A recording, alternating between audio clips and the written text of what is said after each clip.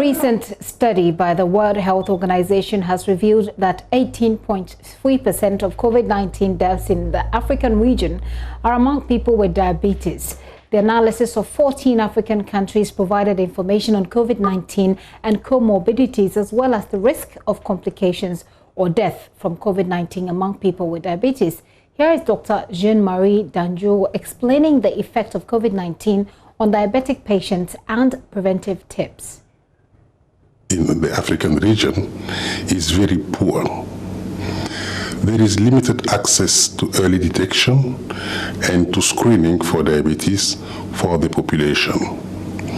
In 2018, we recorded about 15.9 million diabetes cases and 312,000 deaths from diabetes.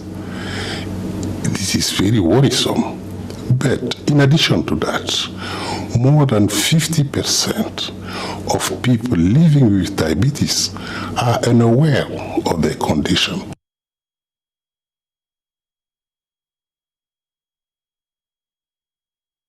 So let's get some localized education on this. I am joined via Zoom. Dr. Ernest York is Vice President of Diabetes Endocrine and Metabolic Society of Ghana. Dr. York, thank you. Good afternoon. It's been a while since we last spoke. Yeah, and thanks for having me this afternoon. Thank you. And a lot has changed since we last spoke. Certainly, part of which we're talking about right now. Now, let's take a look at the Ghana statistics as far as when it comes to accessibility of treatment for diabetic patients are concerned. But first of all, let me rather bring you back to what we know about this new study from the World Health Organization concerning the link between diabetic patients and COVID-19. I think, thanks again.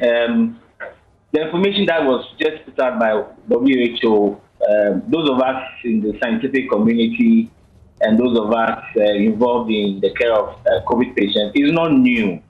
We've known this for a while. As early as in March, April, this information came to the fore, and subsequent studies and publications, the experiences we've had in the field treating COVID patients confirm this, and this just becomes to add on to the information that we have that patients who have diabetes tend not to do better when they contract COVID. In that case, let's jump on to the availability of treatment for persons with diabetes in Ghana. How difficult or easy is it? Well, the levels of difficulty in terms of treatment comes to various levels. One, we don't screen enough to diagnose patients for diabetes.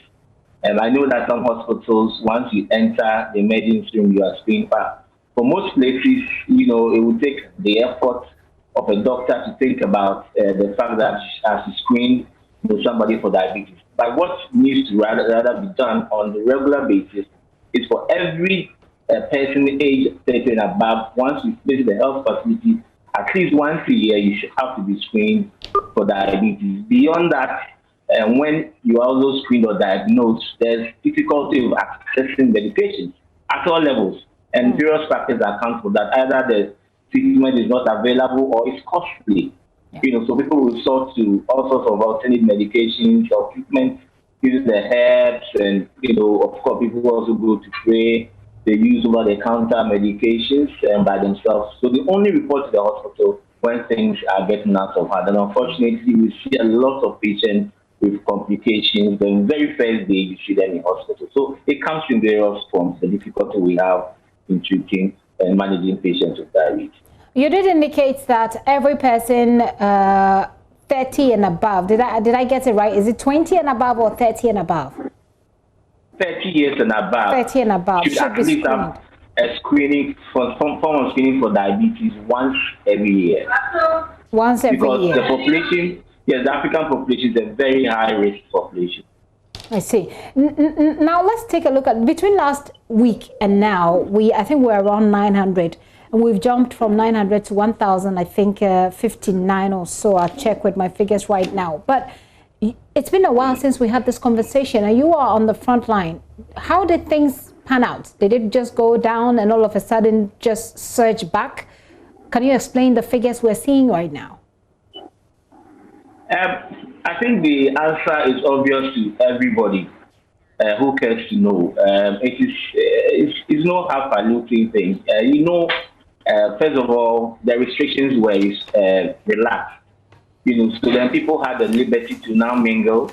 The bars were open, funerals now could take a lot more people, conferences were opened up, so that is one leg of the reason why we're getting scared. The other thing too is that the way we enforce the wearing of barrier methods like using the face mask, has also been relaxed.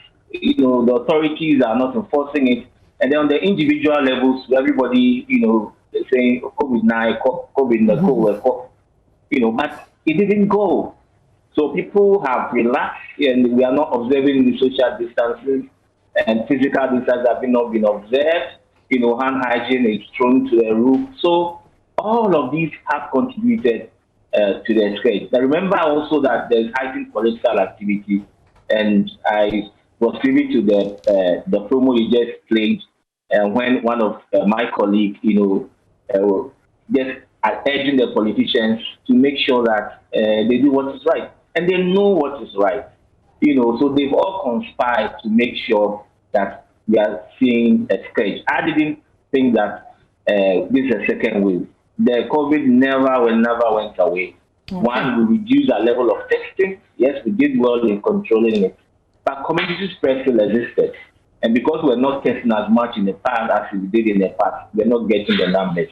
And I'm sure you recall recently the study that was published, and it's indicated that as much as about 10 to 20% of folks in Accra and Kaswa have already been exposed. So the disease really never went anywhere. Yeah. And unfortunately, because we lack the protective things, we are getting scared. We're getting scared. Well, hopefully now that we've started, with the awareness creation once again, with the president taking the lead, we'll get better with the numbers. But finally, Doc, I just want to take this specific information for diabetic patients as we see a rise in the numbers again. What should they do?